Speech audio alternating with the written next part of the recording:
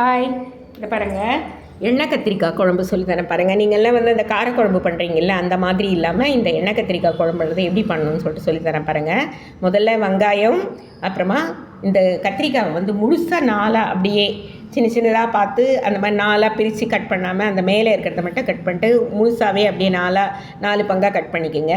புளியை திட்டமாக கரைச்சி வச்சுக்கோங்க. இந்த மசாலாவுக்கு பாருங்கள் என்னென்ன தேவைன்னு சொல்கிறேன். நான் தனியா, காஞ்ச மிளகா, அதுக்கப்புறம் கடலைப்பருப்பு, உளுத்தம்பருப்பு, வெந்தயம், மிளகு, சீரகம். ஓகேவா? இதை எடுத்து நல்லா எண்ணெய் விட்டு வறுத்துடணும்.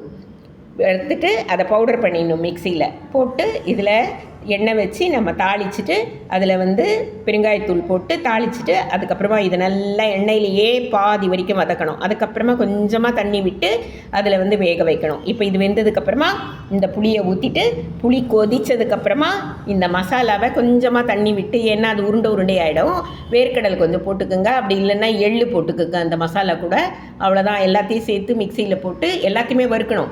வறுத்துட்டு மிக்சியில் போட்டு பவுடர் பண்ணிவிட்டு அதை கொஞ்சமாக தண்ணி விட்டு கரைச்சிட்டு அந்த புளி கொதிச்சதுக்கப்புறம் அதில் ஊற்றி இது பண்ணுங்கள். வீடே கும்முன்னு தூக்கிட்டு போகிற ஸ்மெல் அப்படி வரும். நீங்கள் சாப்பிட்டு பாருங்கள், டேஸ்ட் பண்ணி பாருங்கள், லைக் பண்ணுங்கள், ஷேர் பண்ணுங்கள். ஓகே.